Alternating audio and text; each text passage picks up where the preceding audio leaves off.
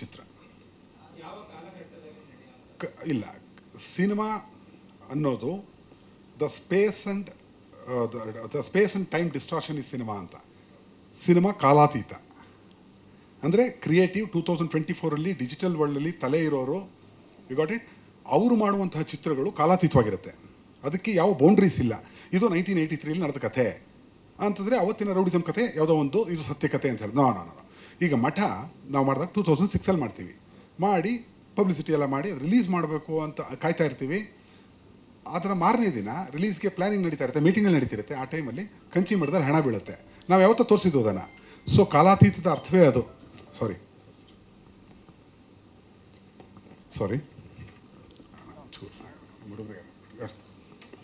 So ಕಾಲಾತೀತತೆ ಆ ಕಥೆಯ ಗಟ್ಟಿತನದ ಮೇಲೆ ಡಿಪೆಂಡ್ ಆಗುತ್ತೆ. ಕಂಟೆಂಟ್ ಮೇಕಿಂಗ್ ಈಸ್ ಹಾಂ ಇಲ್ಲಣ್ಣ, E = MC². ನಂದಿದು cinema is the science of commercializing art, ನನ್ನ ಸ್ಟೇಟ್ಮೆಂಟ್ ಸರ್ ಇದು.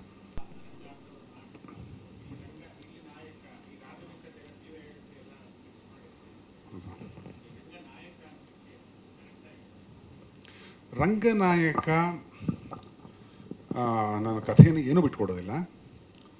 ರಂಗನಾಯಕಿಗೂ ಇದಕ್ಕೂ ಸಂಬಂಧವಿಲ್ಲ. ಓಕೆ, ಇದು ಒಂದು ರಂಗನಾಯಕಿ ಪರಿಕಲ್ಪನೆ ಅಂತೀರಾ? ಅದೇ ಅಂದರೆ ಡ್ರಾಮಾ ಬ್ಯಾಕ್ಗ್ರೌಂಡಲ್ಲಿ ಮಾಡಿರುವಂತಹ ಇದು ವಿಶೇಷವಾದ ಚಿತ್ರವೇ ಹೌದು. ಕ್ಲೈಮ್ಯಾಕ್ಸ್ ಬಿಟ್ಟು ಮಿಕ್ಕಿದೆಲ್ಲವೂ ವಿಶೇಷ ಚಿತ್ರವೇ ಅದು. ಕ್ಲೈಮ್ಯಾಕ್ಸ್ ಎಲ್ಲ ಇನ್ಸೆಸ್ಚುವಲ್ ಎಲಿಮೆಂಟು ಕನ್ನಡಿಗರ ಮನಸ್ಸಿಗೆ ಒಪ್ಪದ್ದನ್ನು ಪುಟ್ಟಣ ಯಾಕೆ ಆಯ್ಕೆ ಮಾಡಿಕೊಟ್ರು ನನಗೂ ಗೊತ್ತಿಲ್ಲ. ಇದೆ ಇಲ್ಲ ಅದಕ್ಕೂ ಹಾಂ, ಅದಕ್ಕೆ ನನಗೂ ಹೆಮ್ಮೆ ಇದೆ. ಆದರೆ ಇಲ್ಲಿ ಬಂದು ಈ ರಂಗನಾಯಕ ಈತ ಎಂಟರ್ಟೈನ್ ಮಾಡುವಂಥ ನಾಯಕನಾಗಿರ್ತಾನೆ. ಅದರ ಪಾತ್ರ ಏನು, ಹೇಗೆ ಅವನು ಎಂಟರ್ಟೈನ್ ಮಾಡಬಲ್ಲ ಅನ್ನೋ ಒಬ್ಬ ವಿದೂಷಕನ ಕಥೆ. ಯಾರ ಕಥೆ ಅಂತ ಹೇಳಬಲ್ಲೆ, ಆತ ಏನೇನು ಮಾಡಬಲ್ಲ ಅಂತ ಸಿನಿಮಾನೇ ನೋಡಬೇಕು.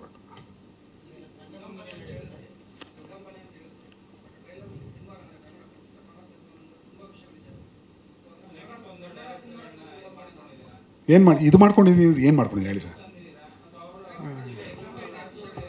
ಹಾಂ, ಕಾಸರವಳ್ಳಿಯವರು ಎದ್ದೇಳು ಮಂಜುನಾಥ ಫಿಲಮೇ ಅಲ್ಲ ಅಂದರು. ನಾನು ಅದಕ್ಕೆ ಉತ್ತರ ಕೊಡ್ತೀನಿ. ಅಲ್ಲಲ್ಲ ಇರಪ್ಪ, ಸಾರಿ ಸರ್, ಅಣ್ಣ ಒಂದು ನಿಮಿಷ ಇರಪ್ಪ, ನೀವು ಕೇಳಿದ ಪ್ರಶ್ನೆ ಉತ್ತರ ಕೊಡ್ತೇನೆ. ಬರಲಿ, ಎಲ್ಲ ನನಗೆ ಉತ್ತರ ಕೇಳಿ, ನಾನೇ ಬರೆದಿರೋದು, ಅಷ್ಟಕ್ಕೂ ನಾನು ಜವಾಬ್ದಾರಿ, ಉತ್ತರ ಕೊಡ್ತೀನಿ. ನಾನಣ್ಣ ಹತಾಶ ಪ್ರೇಕ್ಷಕನಾಗಿ